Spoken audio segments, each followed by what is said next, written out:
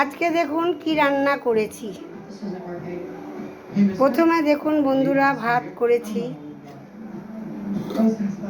তারপরে দেখুন কাতলা মাছের ঝোল করেছি। আজকে আলু দিয়ে একটু পাতলা করে ঝোল করেছি,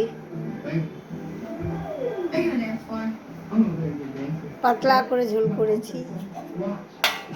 এখানে দেখুন একটা মাছ ভাজা, আমার নাতি ঝোল খায় না, মাছ ভাজা তার।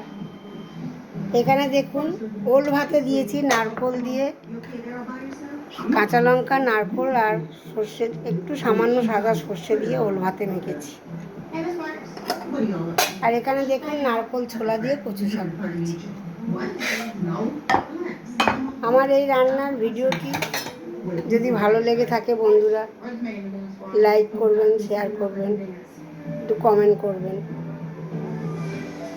ফেসবুক থেকে যদি দেখে থাকেন কেউ, আমার চ্যানেলটিকে ফলো করবেন, ছোট্ট করে একটি লাইক দেবেন। আজকে রাখলাম বন্ধুরা, যেদিন যেমন হচ্ছে সেদিন আপনাদের সেরকমই দেখাচ্ছে। ধন্যবাদ।